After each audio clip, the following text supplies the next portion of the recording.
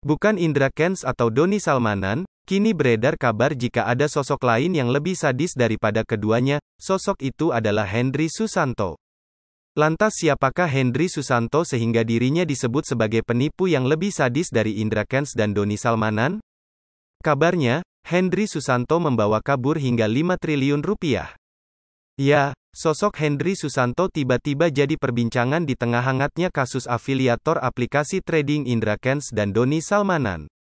Henry Susanto adalah pemilik dari Tobot Trading Fahrenheit yang kini jadi sorotan.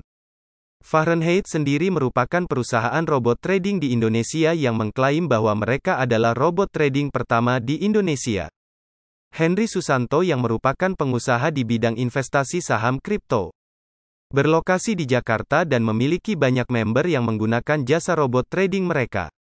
Aktivitas mereka seketika hilang sejak tanggal 3 Februari tahun 2022 yang berhenti publikasi di sosial media mereka. Tercatat pada sejak Senin tanggal 7 Maret tahun 2022, Fahrenheit dikabarkan mendadak margin call atau melakukan perubahan sistem. Broker yang margin call biasanya akan menutup paksa akun member dan tidak bisa digunakan kembali, termasuk saldo yang ada di dalamnya. Hal ini merugikan para nasabah karena margin call dilakukan oleh robot trading yaitu sistem Fahrenheit itu sendiri.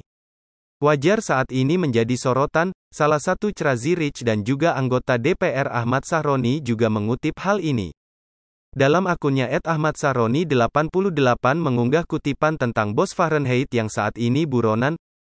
Lantas Ahmad Sahroni pun menanggapi hal tersebut dengan menuliskan caption dalam unggahannya tersebut. Ahmad Sahroni juga mengaku dirinya sudah mengusahakan penumpasan kasus ini dengan membawanya ke ranah pemerintahan. Mengingat dirinya adalah sebagai anggota DPR RI dari Komisi 3 yang membidangi hukum, HAM dan keamanan.